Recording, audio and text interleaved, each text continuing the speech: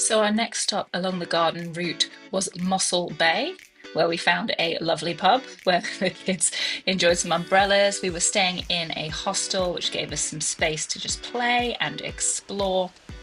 Um, and we had beautiful weather, which really helped. We spent quite a lot of time at the Bartholomew Diaz Museum complex. There was some beautiful local flowers, quite a few different sections to it, including this boat which sailed all the way from Portugal, some lovely art, and this, which is really cool. Which tree is this, Alec? Yeah, it's the post office tree. Do you remember how old it is? We also took ourselves down to the point, some amazing beaches, some incredible wildlife, including this. What are they? Manor was? Portuguese manor was, she meant to say. Portuguese man of wars. They're reminiscent of jellyfish. They're a type of jellyfish. So after seeing incredibly poisonous jellyfish and doing a lot more rock pool exploring, which was actually really, really fun, Molly decided she would take it upon herself to swim in the lagoon, which was protected from the Portuguese man o' war, but not super warm. As you can see, it took a little persuading once she had made up her mind, but it was fun. After that, we hopped over to Wilderness, which the clue's in the name, was absolutely beautiful, just a very chilled out place. Stayed in a hostel, cooked up some amazing South African steaks, and spent a lot of time down on the beach. Very blustery, but huge, wide, open spaces.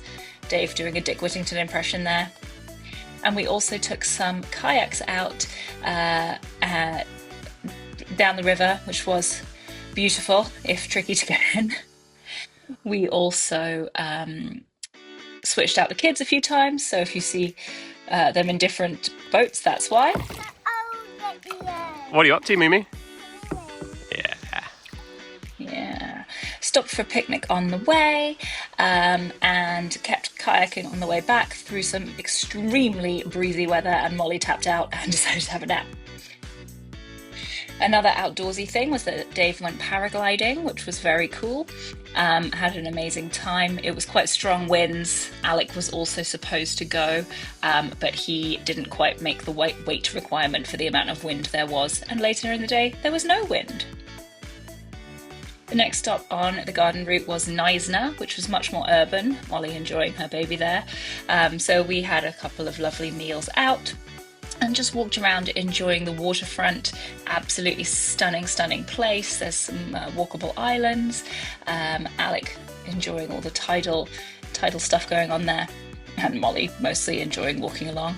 We found a pub to watch the rugby, a South Africa game, and had a fantastic time. We also went out to the Knysna Heads, which were absolutely beautiful. Again, breezy, lots of rock pool action, seeing what we could see. But as you can see, an absolutely stunning landscape. We were in this area later and it was almost completely covered up by the tide. Some urchins, you'd never know there was water there, it was so clear.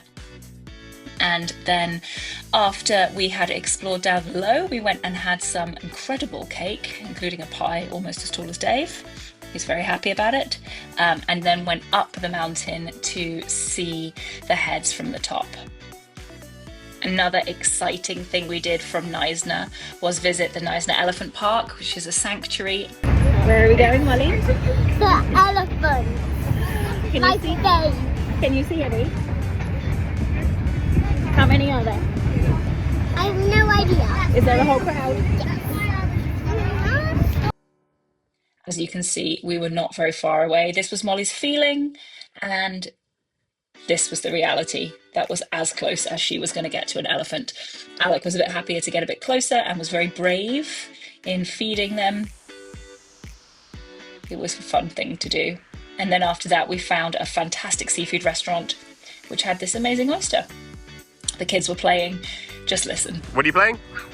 Inflatable bomb. Okay, go and show me your inflatable bum.